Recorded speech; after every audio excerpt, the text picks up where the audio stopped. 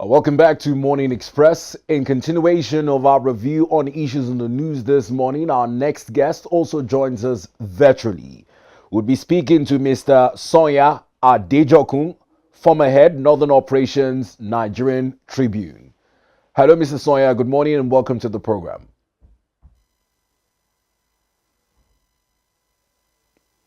Well then, sir, kindly check that you're not muted at your end so we can hear you. Yes. Good morning, and how are you today? Very well, thanks for asking. I'm doing fine. Without further ado, let's jump into issues on the news this morning, and we'll start with the terrorism trial as leveled against Mazi Nnamdi Kanu, who had opted to represent himself. There seems to be a U-turn in that decision. He is claiming a no case and the federal government's charges against him, but the judge in the case has advised Mazi Nnamdi Kanu to seek the consultation of seasoned criminal lawyers in mounting or filing his defense. He's also been given 4 days to make a written defense. What do you make of developments in this case that has lingered on for some time now? It has become very complicated. An issue that ought to have been resolved a long time ago has become suddenly complicated because of the many dimensions that we have to it. Now the Kano sees himself now more like a messiah of the Igbo people. He says they are not Igbo, that they are Biafra.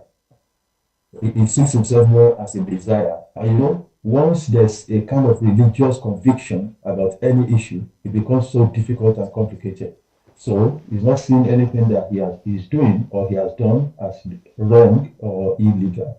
He believes that he's on the crusade to rescue his people, like the latter-day Moses that has come to lead his people out of Egypt and take them to the promised land.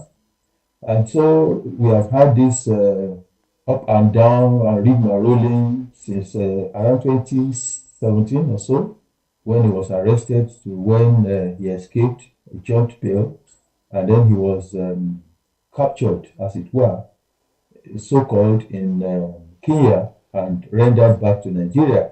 So he's been in detention. The trial has been on. He's been prevaricating. Actually, my own conviction about the whole issue is that he doesn't want to be tried.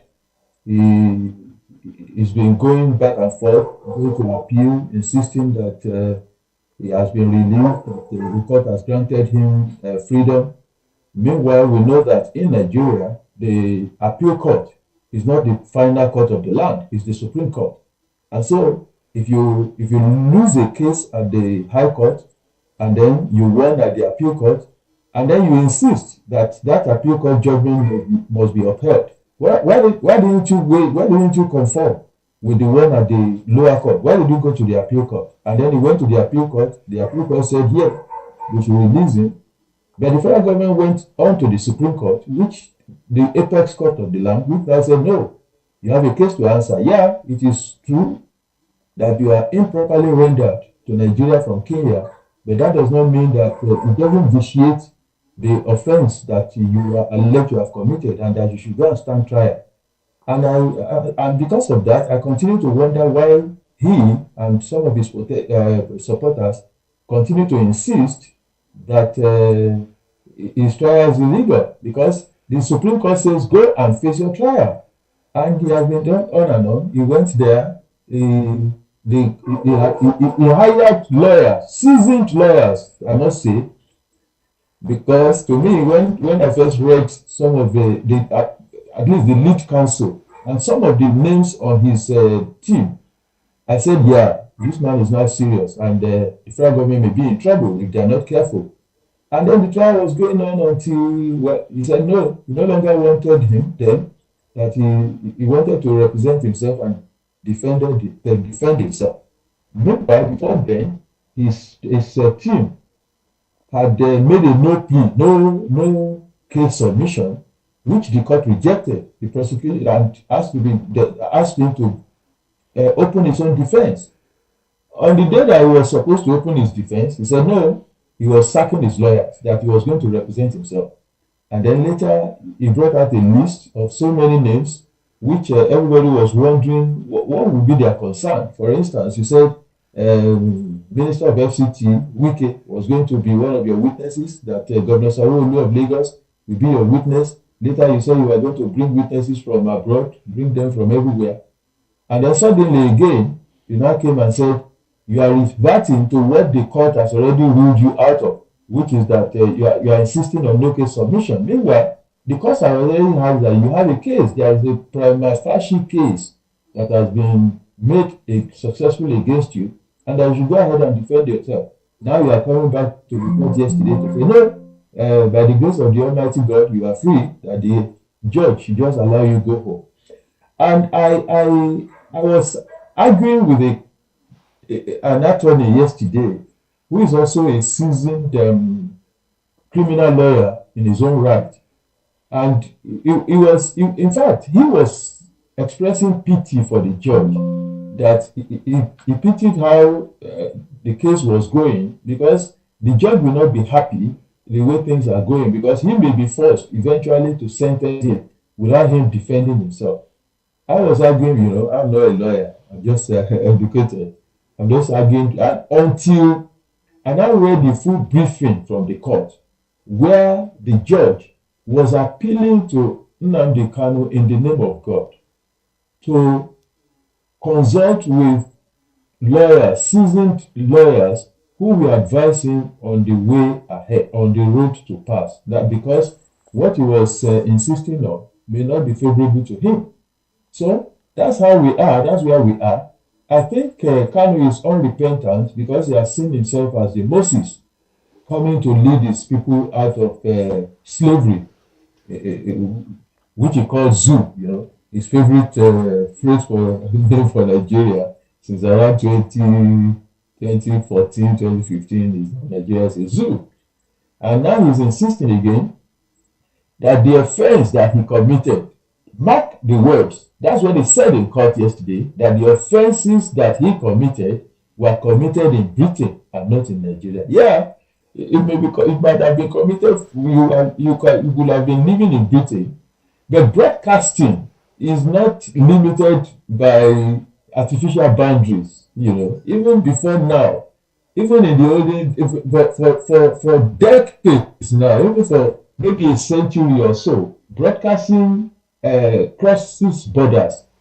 So if we make a broadcast, talk less of today, when we are in the age of the internet, where you can sit, as I'm sitting in my room now, in my living room now, and I can broadcast to Russia, to Finland, to Iceland, to everywhere.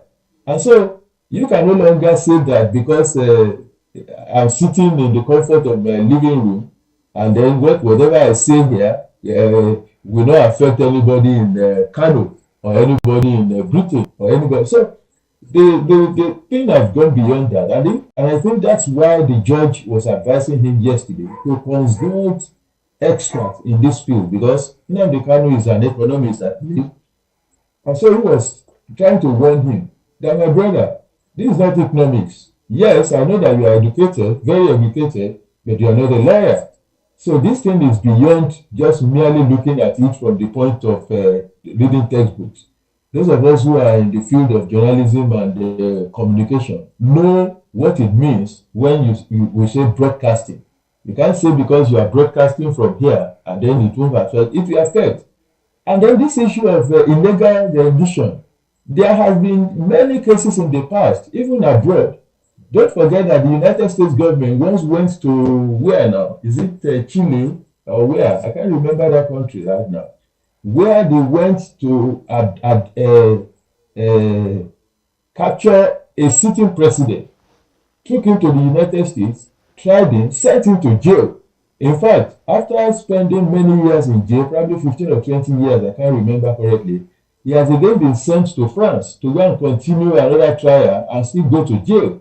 So, to say that you are legally renditioned does not really hold water nowadays, you stand. And the judge told him, what you can do is, you can go to court to go and file a civil case, and then, like it happened in Kenya, I think in Kenya somebody went to court on his behalf, and he has been granted reparation, so to say, $50,000 or something like that. So you can go to court and say, yeah, that's a civil case. But to not say that a country where you were captured, where you were detained, where you were answering query in court, you were granted bail, and then suddenly you jumped bail, you ran away from the country, and then they captured you, they brought you back, and you say, no, no, no, no, no, no. They brought you back illegally. You know, it cannot work. And like people are saying that they should do political this thing. Who are the ones that will go and stand for him right now? Because in his broadcast, he has lambasted everybody. In fact, the senator who stood shorty for him the last time, he lambasted all of them. He said they were agents of the zoo, that they were agents of state, and that they wanted to control him. So for somebody who feels so high, thinks that he's so big that nobody should control him, it's a bit difficult right now. So All right, Mr. Sanya, that's it. you seem to have a very good grasp of the case and have followed it since the proceedings began. I'm quite impressed. But my question now, in terms of Mr. Nnamdi Kanu's argument, referencing was obtained between the government and Simon Ekpa as it borders on repatriation and wherever he said he was, where he was when he committed this crime. Do you think that there are any correlationships to be drawn or any lessons to be learnt? Yeah, the first lesson to be learned to me is for everybody to take a cue, to take a lesson, and know that no matter where you are in this world, the world is interconnected, and the law will catch up with you. There's no way. If you sit in the corner of your room, you think that you are doing something, and look at it, it's so easy now. It's so easy to trace. Nnamdi Kanu was lucky because he didn't come to Nigeria. The Finnish government arrested him and they tried him and they gave him a light sentence. I think 5 years or so. Yeah. To me, it's light considering what has been happening in the southeast. You know, all the number of people, hundreds, maybe thousands of people that have been murdered. I was watching a horrific video yesterday where people were a lady was slaughtered like an animal, dismembered, and saw a thing. You remember the pit where they found heads, scores of people, scores numbering into hundreds, into probably thousands. Such things have happened, and then the person who stood in Finland and was making this order was captured and was given 5 years jail time. I believe that's lie, but he is lucky because where he is, justice is swift. You know, you cannot be going back and forth and then be making canvassing frivolous injunctions, motions that will delay your trial for 10, 15 years. You know, many people who have run away in the past have met judgment. There was a former governor here who ran away when he was being tried. They were looking for him. He ran away, went to UAE, and from there he was captured and taken to Britain, and he was promptly sentenced. He served his jail time. So it appears that foreign countries are even helping us more in punishing those who offend us as a country, as a nation, than even here. So it will seem that if you are even lucky if you are captured in Nigeria, because you can continue to go from high court to magistrate court, back to high court, and then you go to appeal court, and then you go to Supreme Court. And when when the Supreme Court tells you to go back and answer your query, you start again, look for another frivolous thing, motion, and then you begin again, and then you go all the way to Supreme Court, come back, and then you look for another thing again and start wasting the time of court, wasting the resources of the state. So the thing is, that's the first lesson. The first lesson is, do not ever think that the hands of law will not catch up with you, wherever you are. That's the first thing. The second thing is that this is a country, this is Nigeria, where I don't know if anybody is happy. I don't know. People talk about marginalization. As I sit down here, I believe in my mind that I'm being marginalized. Because that the fact that President Tinubu comes from the southwest like me, the fact that the CBN governor came from the southwest like me, the fact that the Minister of Finance came from the southwest like me, does not mean that they are making they are benefiting from me. Nobody will eat on another person's behalf. So when you talk about marginalization, you talk about, for me, marginalization will mean, is the road to your house tarred? Do you have pipe-borne water? Do you have electricity? If you have all these, then you say, I will say that you are not marginalized. And if you go to if I want to travel to my town now, the road is so bad, there's no water, I have to provide everything for myself. So who says that I'm not marginalized? And if you are able to live anywhere in this country, nobody chases you, you are doing your business, you are working with government, you are doing everything. How then do you say you are marginalized? Except you are a politician. I think that this issue of marginalization that people cry about is about politicians. It's the politicians that orchestrate it. Ordinary citizens meet in the street. Everybody is people are hungry. A Yoruba man that is hungry will not say because President Tinubu, who is a Yoruba man like him, is in the saddle now, and then he's happy. He's happy because he's not eating. He's hungry, but President Tinubu is Yoruba man, is the president.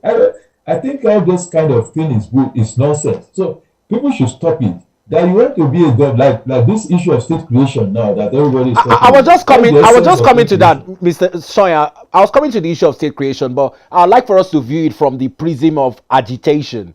Because on one hand, Yeah. Nnamdi Kanu has the agitation for secession.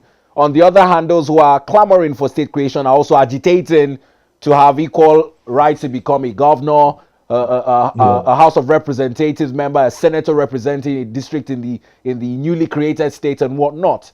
What's the best Exactly. form to agitate? What's the best form? Is there any to channel such agitations through? Yeah, there are, because even right now as a country, we have the National Assembly, we have the State Assembly, we have representatives, and we have civil society organizations. Look at Showore now, for instance, or what's his name, the publisher of Sahara Reporters. He's an agitator. He's been going about his thing. All of us were agitators. As a journalist, I am an agitator. As a journalist, you are also a canvasser. You are an agitator, because there are things that we push in the media. There are things we push in the media. That's agitation.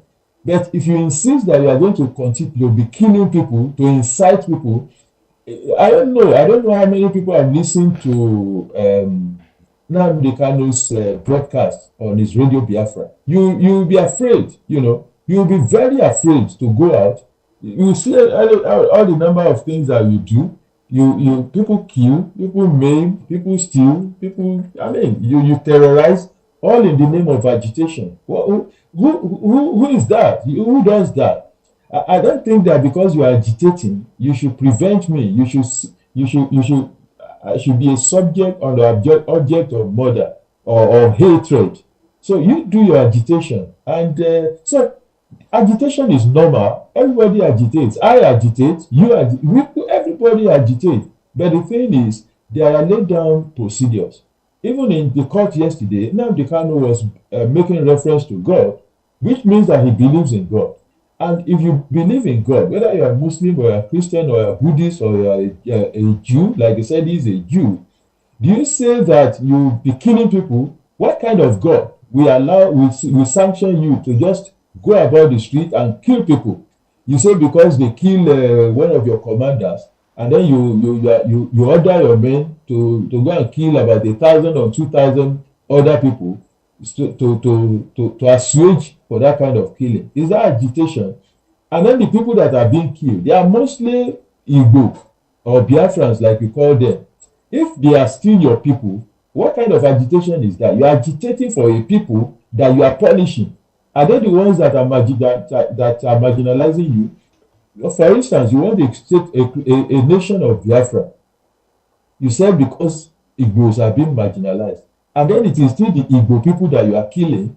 It is still the same Igbo people that you are ordering not to go to work or to open their shops on the Monday. So how does that make sense? It doesn't make sense to me. It may make sense to him and his followers. But I've not seen, I still want people to make me understand how that makes any kind of positive sense, that you are agitating for a people and then it is still those people that you are killing. You are not going to other places to go and kill people. You are killing the same people. What did they do? So I don't know. It's everybody's inalienable right to agitate. And I think it is what God has created us with. Once you are not happy, you should be able to agitate, express your mind, make your feelings known. But for you to now say, because this has not happened, or because you are not seeing a sign that it's going to happen, you now start resorting to violence. No, no, no. I think that's uncivilized. And for somebody who left Nigeria a long time ago and is living in Britain, a place where many Nigerians refer to as Sena climb, abi? That's what they call them, Sena climb. America is Sena climb. We are on say insane climb. And then you live in such a place, and then the form that you are agitating is to start murdering people, to start killing people, to start ordering people to stay at home. What kind of agitation is that? So to me, it doesn't make sense. But I know that him and his followers know what they are doing, but they also have to let us know. All right, then. Let's move on away from the Nnamdi Kanu terrorism trial. Let's touch on the People's Democratic Party, PDP. We'll touch on it from three angles. First, on the broad view of the crisis brewing in the PDP. Secondly, on the nomination form saga between Sule Lamido and Turaki. And then thirdly, on more governors leaving the party into the APC. The Plateau State Governor, Barrister Caleb Mutfwang, the latest to cite mounting pressure on him to join the APC. Let's start with the overarching issue. The crisis visibly with internal wranglings between in the PDP hinged on some litigations. I don't know if I would predate it to the allegations of forgery as alluded by Honorable Simon Ayamu. Let's start from there. Good place to start. Well, you know that PDP is a house of fed people. They are not hungry. You know, remember that most of the leaders of PDP came from kind of, how do I call it now? Aristocratic background. Is it aristocratic? Well, those, pardon this expression, they have always been oppressors, you know, even before 1999. If you recall the G34, those people who made up PDP, they were rich people, they were wealthy people.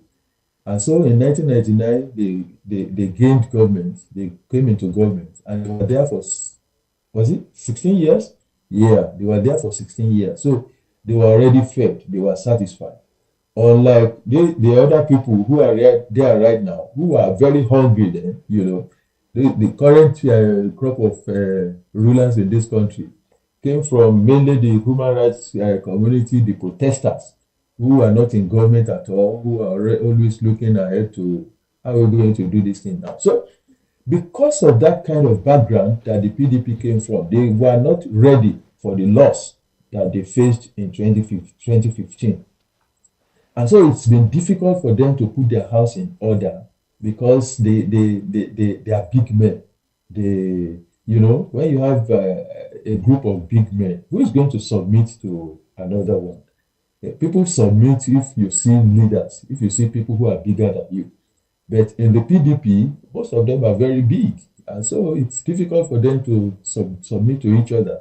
And rather than settle down, look for how to also wriggle their way, plan their way back to government, they are not patient. You know, it's difficult to be patient when you have been in an office. For instance, I'm not giving specifics now, but if you are in an office and you are enjoying yourself to the tilt, and then suddenly you lost that office, another person gets into that office, what will be paining you is, look at what these people are gaining right now. It will be difficult it's different for somebody who has not been in that kind of position before, who is just merely looking up to it or projecting that this could be happening in this place. I think for me, that's the most important problem of PDP. So right now, they are, rather than for them to sit down and work their way up, many of them are leaving. You know, they are making alliances here and there, getting patronage, looking at how to get patronage from the current government, and so on and so forth. So if you look at it, you know that many people who are still in PDP right now are working for other parties. And there are some of them said they are not going to leave. Meanwhile, I'm not talking about the FCT minister, yeah, which everybody now You're refer putting to. a That disclaimer out there. Just a disclaimer. I understand. Carry on, sir. yes, yes. So that's what is happening, and that's why if you remember this Senator Iwayahu's case, when for a long time they went to court, they said they no longer want him, that they want another person to come and represent the Southeast, and then the case went on and on up to the Supreme Court, and then that other person lost. The person, I think he has left PDP already. He has gone to another. I think he has gone to. Is it ADC that he has gone to now? And then, Ayahu himself came out to say that they forged the signature. The publicity secretary of PDP came out to say, no, this is a signature. And I've not seen Senator Ayahu go to court. Because if somebody forges my signature, and I'm sure of it, what I'm going to do is to go to court and in the institute or go to police and make a case of forgery so that something can happen. But I hear that the DSS was invited to investigate the issue. Well, I don't know. But we have not heard anything about it. We have not. Nobody has been charged yet, and so the point is, and that's it. So people are positioning the PDP. I suspect that the PDP will eventually rest. You know, it will become like the AD. You remember Alliance for Democracy is also still a registered political party, and at a point it had about 5 governors in this country. Right now, I don't think that AD has even a councillor in any local government. So I suspect that the PDP may become something like that because everybody is fighting to bite a part of it now. A faction is into ADC, another faction is aligning with the APC. I think there are some other factions that are going to SDP and things like that. So the PDP right now is in trouble, and so that's for that as per forging that signature issues. For me, it is neither here nor there. I suspect that maybe Senator Iwaya will sign the letter, and then later his faction realized that why should you have done this thing, and then maybe that's what I'm saying. That's my thinking. It's not in this job, it is allowed to offer your opinion. It's not a fact that I'm stating. So now let's talk about. Suspect.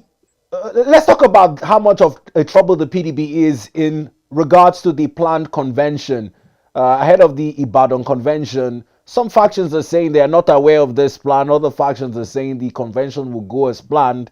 The D-Day on finding out if the court would also have a say on it is the 31st of this month. What do you make of the Ibadan convention? At risk or good to go on? My thinking is that convention will not hold. Because first of all, let's look at that judgment that we are waiting. I think it should come this week. I think that judge said that he will deliver his judgment at least a week before that day. I suspect that even if he gives that judgment and he gives them the go ahead, you remember that he said if anything happened before that judgment, it means that it will be null and void because if they bring it back to him, he's going to be very hard on them. And let's even now assume that he delivers the judgment and gives the go ahead. What about what is happening right now? What is happening right now? A lot of people, especially from the southeast, a group of legislators from the southeast are now threatening that they were going to leave the party should the woman leader that has been put forward as consensus candidate from their zone is eventually admitted, because they are saying that the woman is an agent of the APC. Remember, they wanted somebody else, but I think they zoned the first said, is it Imo? She produced the woman leader. Later, the Governor Mutfwang of Enugu State lobbied his way and made sure that his own woman leader, the PDP woman leader in Enugu State, was accepted as the consensus candidate. Now, the governor himself has left, gone to the APC, but the woman is still standing as the candidate that will be made the woman leader. And so people are angry. They are saying that that woman is obviously an agent of APC and that they are going to leave. Some are threatening that they will go to court. That's one. Another one is, look at this Alhaji Lamido issue. Alhaji Lamido has been a consistent member of the PDP over time. In fact, since before 1999, when I think he was part of G34 that formed the PDP, if I'm not mistaken right now. So he's been there, he's been governor, he's been minister, and he's been a staunch member, refusing to leave even when others are leaving. But right now, he couldn't even obtain a form. And look at somebody like Alhaji Lamido that was talking about internal democracy, internal politics, and so on and so forth, which PDP is accusing other parties of. Where's the internal democracy now? If somebody says, I want to contest, and it's not, and he was shut out, he couldn't even access the form. I think he was lamenting yesterday that they were asking him to go to Adamawa State to go and obtain form. And another faction, another people at the secretariat were saying that yesterday was closing. It wasn't the day to obtain nomination form. So why was he coming yesterday when he was supposed to be submitting form? You know, and so on and so forth, so much back and forth. And he has threatened to go to court should he be denied the opportunity to obtain form. And I suspect that the consensus of the party bigwigs right now is for Alhaji Turaki, Saminu Turaki, who was a former advisor to President is it Jonathan or Yaradua, to be the chairman. So I think that is why others have been prevented from obtaining the form. Alhaji Turaki has submitted his form yesterday through Mr. Sonny, the former advisor to Alhaji Nnamdi Kanu. So it's a potpourri of wahala for the People's Democratic Party, and sincerely, with just a few days or a few weeks to their convention, I think that it's most likely that that Ibadan convention is in trouble. Now let's move on to these spate of defections rocking the party, particularly in terms of the governors that they have. Seems like a landslide. The APC is taking the majority of states. We're just about six PDP governors remaining, if I'm correct. Latest of them, the Plateau State Governor, Caleb Mutfwang, has made headlines on one of the newspapers this morning, saying that he is under increasing pressure to defect to the All Progressive Congress. One of the questions coming to mind immediately is, why is he making it public? Is he crying for help? Is he making an excuse? Should he choose to defect? Why do you think he's gone public with this pressure he's facing? You must note that politicians are always under pressure whenever they want to do anything. They want to contest election, they are under pressure from their people to go and run for election to represent them. They want to do this, they are always under pressure. Who is pressurizing a governor, for instance? He says that they are pressurizing him. Meanwhile, the APC from that state, the APC's Prado State chapter, met a few weeks ago and said, no, they don't want you, we don't want you in our party, because they already have a candidate who is planning to run in 2027 on the platform of APC. And you know that if a sitting governor defects to that party, automatically is most likely going to clinch that ticket. The same thing happened in Osun. Remember when Governor Adeleke was saying that he was under pressure to join APC, and the APC people said, no, we don't want you. And they lobbied. The governor was lobbying to see the president. He was prevented from seeing the president for a long time until his elder brother took him personally to the president to go and discuss. Eventually, it failed because big wigs in Osun State also wanted one of their own to contest and become the governor to displace Adeleke in 2027. The same thing is happening, to my mind, in Plateau State. I don't know, maybe Governor Mutfwang wants to leave. He wants to leave the PDP. I mean, everybody is leaving, so why won't he leave? If you have a party that has become so unpopular, and it looks like everybody is, Remember the crisis in what is it now? The crisis, the killings in Plateau State. You know, it has affected the psyche of a lot of people. I mean, the security situation in Plateau State has affected the psyche of a lot of people, and there could be that tendency for them to want to go to APC. So the governor is reading the times, and rather than maybe it is people that are pressurizing him to go to APC, I don't know. But no politician has ever come out to say, this is what my mind is telling me to do. Yesterday, or was it when he was saying that only two people will decide his fate, God and his supporters. How can God? Well, are you Moses? Or are you Messiah that sits with God to hold meeting and decide that you should go to APC or you should sit in? So people should spare us all this God thing. Tell us that this is what you want to do with your full chest and own it. After all, APC belongs to Nigeria, PDP belongs to Nigeria, ADC belongs to Nigeria. All the parties are our own. So anybody is free to go from one party to another, and there is no legal restriction. The way I see it, no legal restriction. Anybody is free, especially with the way things are going now. You can just say yes because PDP has been factionalized. I want to move to a party that is peaceful.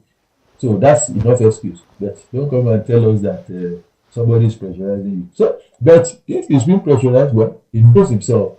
But the most important thing is that Governor Mutfwang, to me, wants to leave the PDP. He wants to go to APC, where he thinks that there are brighter prospects for him in 2027 than staying in PDP. Now let's talk about these prospects and ambitions alongside the arguments of a one-party state tendency. Many are of the opinion that the defections are not in the interest of being able to connect to what is called federal might. I know some state governors, like the Akwa Ibom governor, said that he's looking to bring a deep sea port to his state, and hence the reason why he left the PDP to the APC. But when you look at first-term governors who are defecting, how does the APC manage ambitions, noting that they also had persons who were nursing that ambition in the party before accepting the defections of now incumbents into the party? Incidentally, it is called democracy. So there's no law in Nigeria that says that you shouldn't admit anybody. In fact, I suspect that I can even go to court if I want to obtain the party card of maybe APC or PDP or any party, and they say no. I should be able to go to court and say they are depriving me of my right, because all of us are free to join any of them. So concerning this issue of the one-party state, I believe it is just propaganda. I believe it's political talk, mere political talk. Those who are saying it know that they are just saying it. I've not seen any tendency towards a one-party state system in Nigeria. What's one-party system? It's legal. It's not just saying that because everybody is flocking towards a party, then it makes it a one-party state. No. It must be backed by the Constitution. It must be backed by other provisions of the law. Right now in Nigeria, we have about 18 political parties registered, and none of them is in the throne. INEC has not issued any statement to say that it was going to delist any of those parties. So how do you say that Nigeria is moving towards a one-party state? No. The thing is politicians. It is politics. It is democracy. Politicians will flock to where they think that their interests will best be served. So that's what is happening. There's nothing like one party. When don't people leave? People leave APC now. The former governor El Rufai was an influential member of the APC. He left, and is influential enough to sway votes towards from the APC in the state where he comes from. So why didn't anybody complain? Alhaji Atiku Abubakar left the PDP. He went to ADC. Why is nobody complaining that they are leaving? Why is it because they are going to APC that it is becoming a one-party state? If there is free flow, what I see is in Nigeria, probably because of the way that we run our political system, it's like a motor park system. you look at how NURTW people run their garage. It is winner takes all. They go to a garage, go there with hose and with cordials, with cutlasses, with guns, displace the people who are currently leading, and take over government. Once they take over government, they share the money, they spend the money. So the same thing with our political system. Once any group of people takes over governance in Nigeria, they take over, they spend the money anyhow, they do whatever they like with it.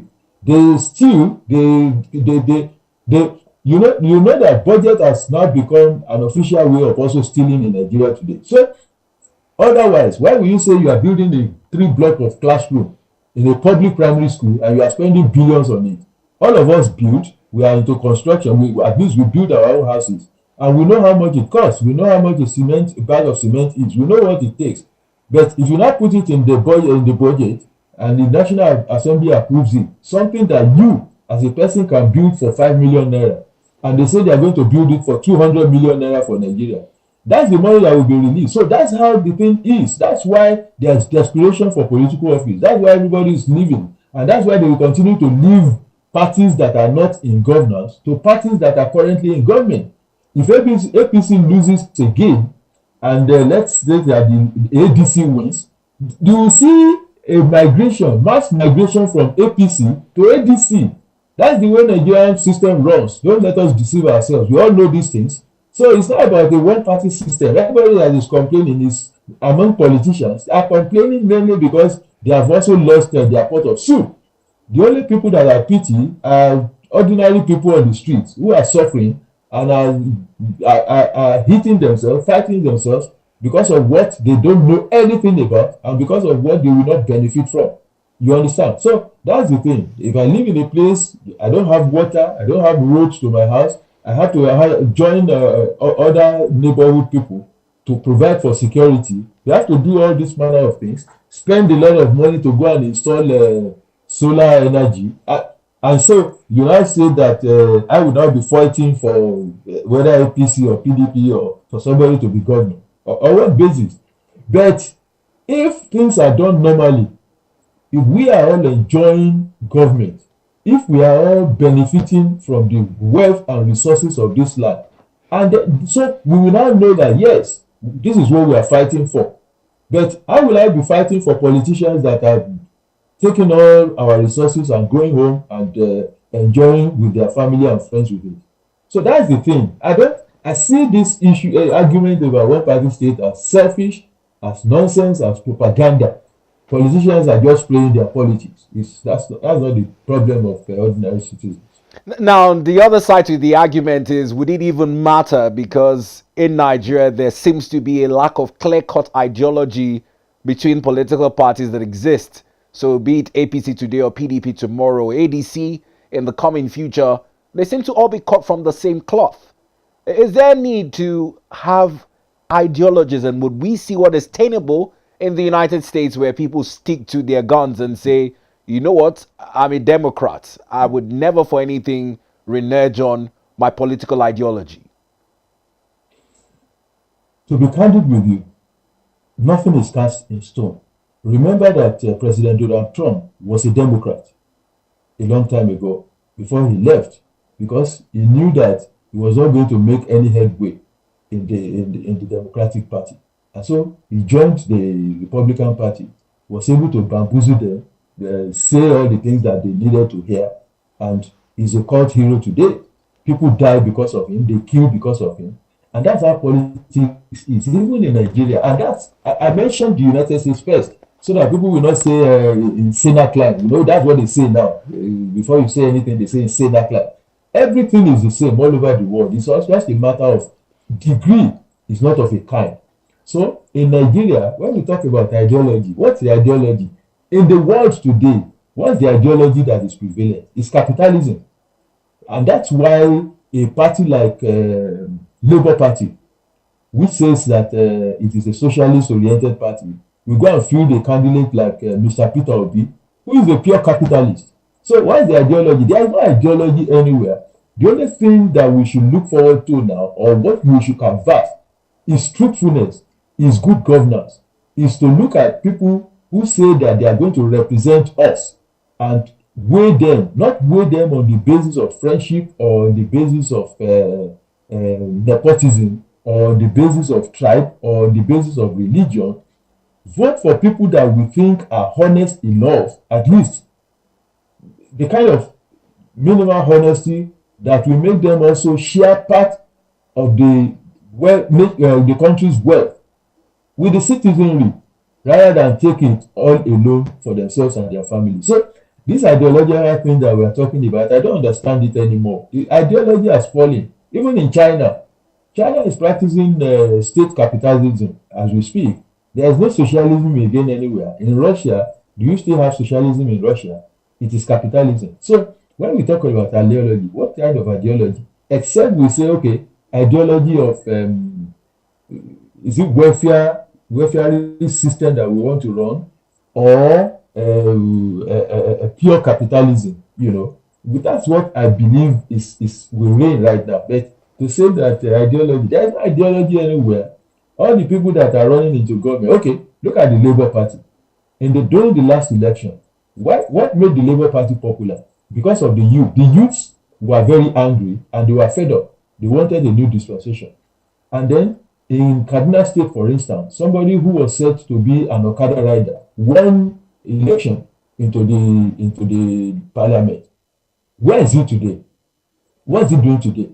At the National Assembly, most of the people who were elected on the platform of Labour, because of what they believe, where are they? Did any of them say no when they were when they were going to buy exotic car for them, a Prado Jeep, which is like right now it will be close to maybe 250 million naira. Did they complain?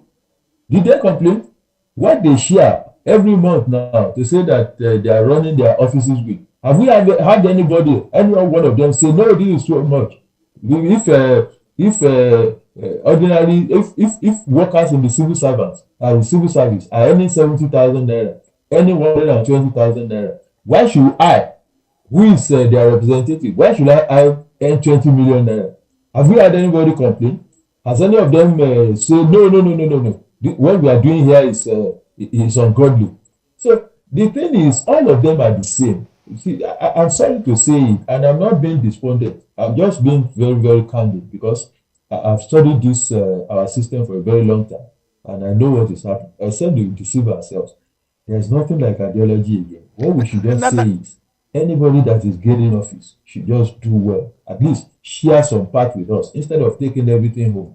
Mr. Sanya, I like this, your concluding thoughts on anybody who is doing well. And it's on that premise I would like for us to wrap up in less than a minute or two. What is the future of independent candidacy? Borrowing from your last comments, anybody who is doing well should be given a chance to lead. Yeah.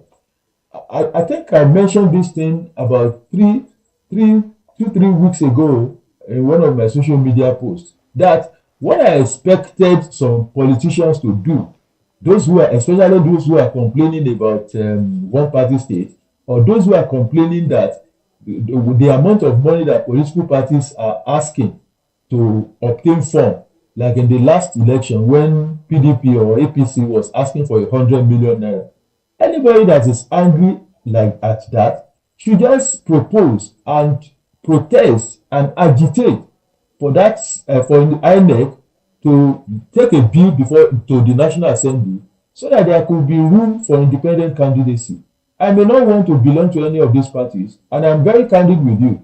As much as I also want to participate in the affairs of this country, I don't know which party I want to join, and that has held me for a very long time. I don't know. I don't see any of those parties that aligns with my inner being, with my inner thoughts.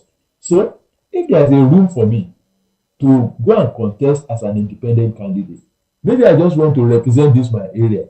I don't want to go to the National Assembly. I just want to be local government chairman, or I want to be councillor to represent my small area, to represent my small ward.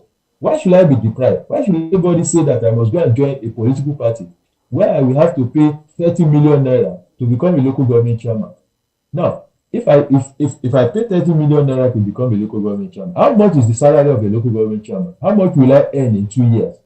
So it is automatically assumed the state, the system, our system already knows that you are going to office to steal, and it has been endorsed. So all these our wailing, all these our appealing, all these our thoughts may amount to nothing, because the state officially knows and agrees for you to go and steal when you get to office. Otherwise, you say somebody should obtain form for 100 million, should obtain the expression for 50 million. Why do you have 50 million naira?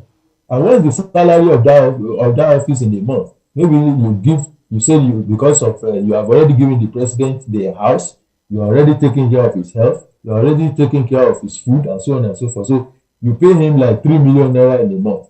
So 3 million times 48, how much is that? Where will he get the 150 million naira from that he obtained the form for in the first instance? So I think we are just deceiving ourselves. All of us have agreed that stealing is an official way of life in Nigeria.